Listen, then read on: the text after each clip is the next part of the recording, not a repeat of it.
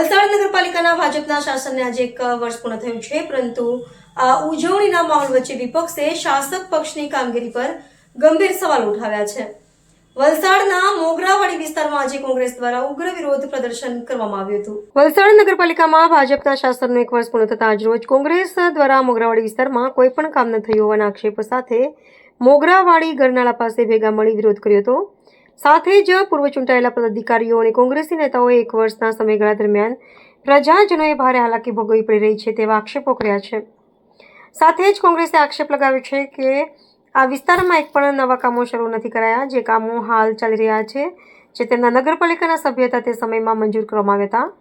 પૂર્વ નગરપાલિકાના વિરોધ પક્ષના નેતા અને કોંગ્રેસના મહામંત્રી ગિરીશ દેસાઈએ આક્ષેપ લગાવ્યો છે કે હાલના જે 44 સભ્યો છે ભાજપના તેઓ એક તરફ આવી જાય અને હું એક તરફ આવી જાઉં।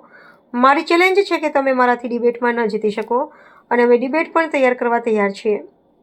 મોગરાવાડી વિસ્તારમાં 1 વર્ષમાં એક પણ કામ, રોડ રસ્તા કે ગટરનું કામ ન થયું હોવાના આક્ષેપોને લઈને આજે તેમના દ્વારા વિરોધ પ્રદર્શન કરવામાં આવ્યું હતું। સાથે જ મોગરાવાડી ગરનાળાને લઈને પણ જે કામગીરી કરવામાં આવી છે તેમાં પણ આક્ષેપ લગાવ્યો હતો અને લોકોના પરથી હાલાકીને લઈને કોંગ્રેસ આગામી દિવસોમાં ઉગ્ર આંદોલન કરશે તેવી ચીમકી પણ યુથ કોંગ્રેસ વલસાડ તાલુકાના પ્રમુખ મિત દેસાઈ દ્વારા ઉચ્ચારવામાં આવી હતી।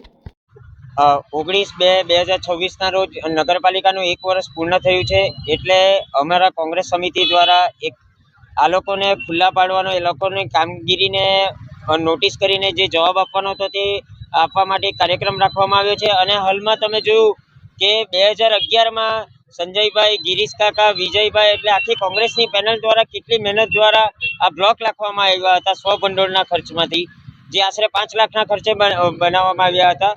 તેનું હમણાં થોડા દિવસો પહેલા વલસાડ નગરપાલિકા દ્વારા કોણે કાઢ્યા એ ખબર નથી, પણ કોઈ પણ ઠરાવ વગર બ્લોક કાઢી નાખવામાં આવ્યા છે। એટલે આશરે વલસાડ નગરપાલિકાને 5 થી 10 લાખ રૂપિયાનું નુકસાન થયું છે। તો અમે જે અરજી લેખિતમાં વલસાડ નગરપાલિકાને કરવાની હોય અને જે પોલીસ સ્ટેશનમાં કરવાની હોય તે કરી છે, કારણ કે નગરપાલિકામાં કોઈ પણ 20,000 રૂપિયાની ઉપર કામ થાય તો તેનો ઠરાવ જરૂરી છે। આ પણ યુપી બિહાર નથી, આ વલસાડ છે, એટલે અહીંયા સિસ્ટમેટિક જ કામ થવું જોઈએ। વલસાડના વિકાસના કામ થાય પણ જે પ્રોસેસ એની હોવી જોઈએ તે પ્રમાણે જ કામ થવું જોઈએ। અહીંયા કોઈ પણ સભ્યોની મનમાની ચલાવી લેવામાં આવશે નહીં અને જે કાયદાકીય કાર્યવાહી થવી જોઈએ તે જરૂર થવી જોઈએ, નહીં તો આમાં કોઈ પણ કાર્યવાહી થઈ નહીં તો અમારે કોંગ્રેસ સમિતિ દ્વારા નગરપાલિકાનો ઘેરાવ પણ કરવામાં આવશે। કારણ કે આ જ વસ્તુ જો અમારા કોંગ્રેસ સમિતિમાંથી કોઈ એક બ્લોક પણ કાઢ્યો હતો તો અમારા પર 15 થી 20 કેસો એ લોકોએ કર્યા હતા। આજે જે વલસાડ નગરપાલિકાના ઉપપ્રમુખશ્રીએ બ્લોક કાઢી નાખ્યા છે તો એના પર શું કાર્યવાહી થઈ તે જોવાનું રહ્યું। જો આમનું સભ્યપદ કેન્સલ નહીં કરવામાં આવે તો અમારા દ્વારા ઉગ્ર આંદોલન કરવામાં આવશે। આજે નગરપાલિકાની નવી બોડીને 1 વર્ષ પૂરું થયું છે। નગરપાલિકામાં આજથી 3 મહિના પહેલા અમે રજૂઆત કરેલી કે કોરોના દરમિયાન જે તમે સેનિટાઇઝેશન ફી ખોટી લગાવેલી છે, જે 6 વર્ષથી ઉઘરાવવામાં આવે છે, અંદાજે 12 કરોડ જેટલા, એ સેનિટાઇઝેશનની કોઈ કામગીરી થતી નથી અને ગુજરાતમાં બીજી નગરપાલિકામાં છે નહીં, એ તાત્કાલિક દૂર કરવામાં આવે। કર્મચારીઓની ઘટ છે તાત્કાલિક પૂરવામાં આવે અને આ છેલ્લા વર્ષની અંદર 11 વોર્ડની અંદર મને નથી લાગતું કે 44 લાખનું કોઈ એવું કંઈ સારું કામ થયું હોય, તો એ કામગીરી કરવી જોઈએ। આજે મોગરાવાડીની અંદર 8 સભ્યો પ્રજાએ ચૂંટીને મોકલેલા છે, અમે પ્રજાનો ચુકાદો માથે ચડાવ્યો છે, પરંતુ એક પણ કામ થયું એવું નવું કામ થયું નથી। જે કામો થયા છે જૂના મંજૂર થયેલા થયા છે। તમે કોટેશ્વરનગરનો રસ્તો, લક્ષ્મીનગરનો રસ્તો, સહયોગનગરનો રસ્તો, મોટા તળાવ, ગિરિરાજ હોટલથી રસ્તો, આ હનુમાન ફળિયાની ગટર, આ તમામ કામો અગાડીના મંજૂર થયા છે, કોઈ કામ થયા જ નથી।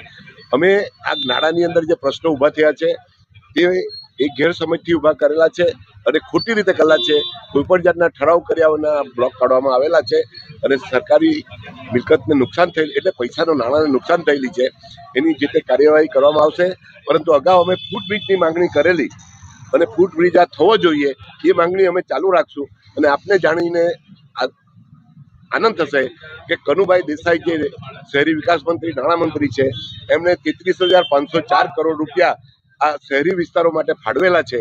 તો વલસાડ નગરપાલિકા 200 કરોડ રૂપિયા હકદાર બની શકે જો રજૂઆત કરે તો આ ફૂટબ્રિજ 25-30 કરોડની અંદર થઈ શકે એવો છે। એ માટે અમે રજૂઆત કરીશું। નગરપાલિકાને પણ એ અંગે ઠરાવ કરવા અમારી વિનંતી છે અને આ ફૂટબ્રિજ બને તો લોકોનો પ્રશ્ન ઘણી સારી રીતે હલ થશે। અમે અત્યાર સુધીમાં આ પાણીના નિકાલ માટે પંપ, આ બ્લોક ને બધું લગાવીને સુવિધા કરવાનો પ્રયત્ન કરેલો છે. રૂટીન કામો તો રોજે રોજના થાય છે, જે અહીંના કર્મચારીઓ જ કરે છે, એમાં કંઈ નવું છે નહીં. જી ગિરીશભાઈ, બોર્ડમાં વારંવાર પ્રમુખને પૂછવામાં આવતા તેમના દ્વારા જણાવવામાં આવે છે કે વિકાસના કામ હાલ ચાલુ છે પરંતુ ક્યાંય દેખાઈ રહ્યા નથી. તે બાબતે શું કહેવું? હું તો 44 સભ્યો પ્રમુખ સહિત સાથે ડિબેટ કરવા તૈયાર છું. તમે 44 જણા એક બાજુ હું, આપણે ચાલો વાત કરીએ કયા કામો થયા અને કયા થઈ શકે. ભૂતકાળમાં અમે અમારા સમયમાં કરેલા એ જ કામો બધા મંજૂર થયેલા થાય છે, બીજા થતા નથી. અત્યારે કોઈ મને સમજ નથી પડતી કે આ લોકો શું કરવા માંગે છે. વિકાસના કામો થવા જોઈએ. વિકાસના કામો કોઈ પણ વોર્ડમાં થાય એમાં અમારો સહકાર છે. અમે પૂરેપૂરો સહકાર આપવા તૈયાર છે, પણ લોકોના કામ થવા જોઈએ, પ્રશ્ન હલ થવા જોઈએ. ખાડા પૂરવાની કંઈ જરૂર નથી. અમે 15 વર્ષ નગરપાલિકા કાઉન્સિલર હતા, 15 પછી બે વર્ષ વહીવટદાર હતા, પણ 15 ને 17 વર્ષમાં વલસાડ મોગરાવાડીની પબ્લિકને રસ્તા પર આવવાનો કે તગારા પાવડા ઉચકવાની જરૂર નથી પડી, કે વલસાડ કે મોગરાવાડીમાં કોઈ જગ્યાએ કચરો કાઢવાની જરૂર નહીં પડી. તો આ છેલ્લા 1 વર્ષમાં તો મોગરાવાડીની પ્રજા ત્રાસીમ થઈ ગઈ છે કે છેલ્લા 20 દિવસથી સહયોગનગરમાં રસ્તો ખોડીને પડ્યો છે. એનું કોઈ કામ થયું. સહયોગનગરના પબ્લિક દુઃખી છે. બીજું, લાઇટ માટે પબ્લિકો બૂમ માર્યો છે, કેમ કે લાઇટ જ્યારે જાય છે તો ત્યાંથી એવો જવાબ મળે છે કે તમે ઓનલાઈન ફરિયાદ કરો. જ્યારે અમારા ટાઈમમાં એ હતું કે આજે તમે ફરિયાદ કરી કે સવારની પોરમાં અમે વાયરમેનને મોકલ્યા પહેલાં કામ થઈ જતું હતું. બીજું, માણસની તકલીફ છે. માણસો નગરપાલિકા 70 માણસ લેવાની જરૂર છે મોગરાવાડી, અબ્રામા અને વલસાડ શહેર માટે. તો એક પણ માણસ આજની તારીખમાં હજુ લીધો નથી.